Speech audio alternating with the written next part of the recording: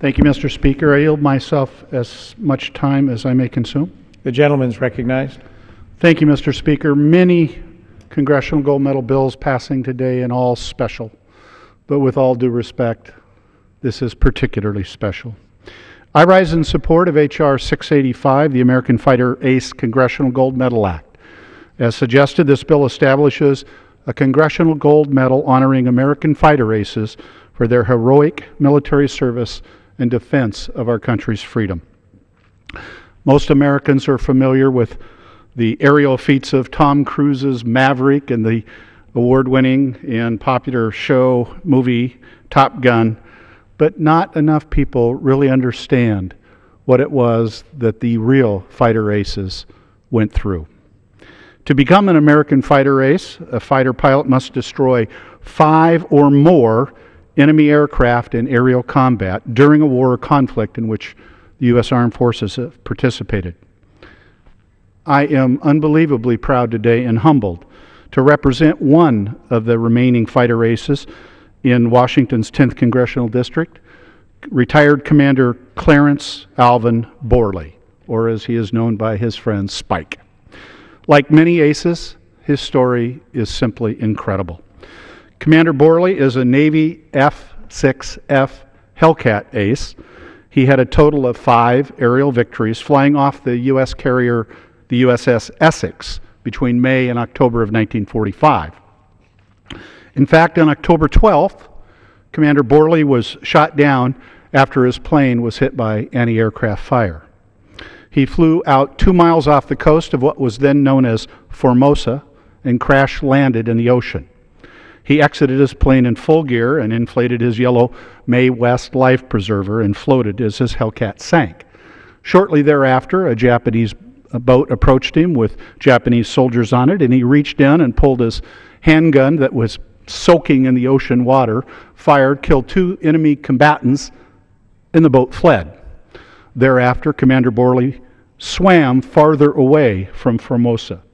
And later that day, because it was a tremendous aerial combat day, several rafts were dropped into the ocean for the pilots, and Commander Borley dragged himself into one. He spent 4 nights in that raft, mind you, no water, no food, no shade, and kept going farther and farther out from Formosa. It took 100 hours for them to rescue him. In fact, the USS Sawfish was the ship that finally pulled him out of the water. Again, mind you, no water, no food, no shade. And there were rough seas. In fact, I believe he had a canteen when he went down, but he capsized several times and lost it.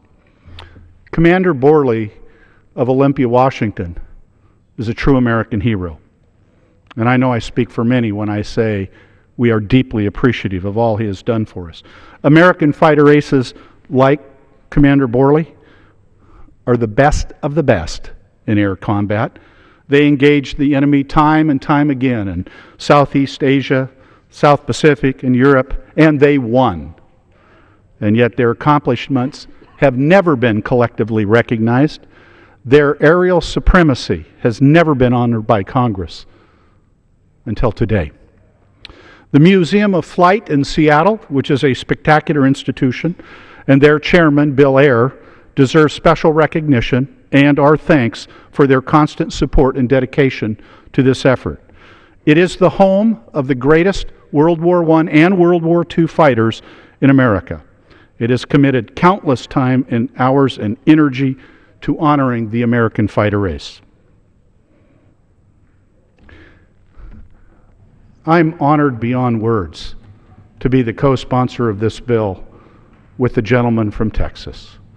I cannot exaggerate this. I suspect this is the first time in my 17 months in Congress we'll vote on the same side of an issue.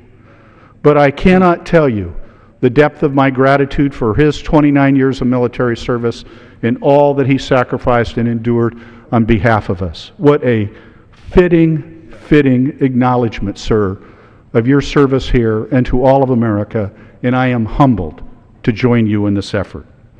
I encourage all of our colleagues, everybody, to support H.R. 685 in recognition of the American fighter aces. You know, 1,500 have been out of 60,000 aerial aviators, ACEs. About 95 are left.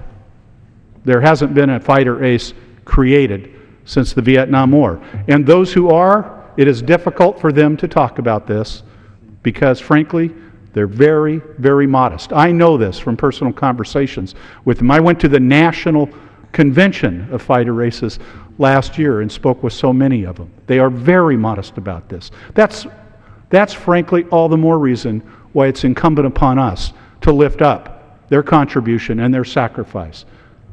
Mr. Johnson, I am humbled to join you in this. Please support H.R. 685. Thank you, Mr. Speaker. I yield back the balance. The gentleman from Washington reserves. The chair recognizes the gentleman from Michigan. Mr. Speaker, I now yield as much time as he may consume to the gentleman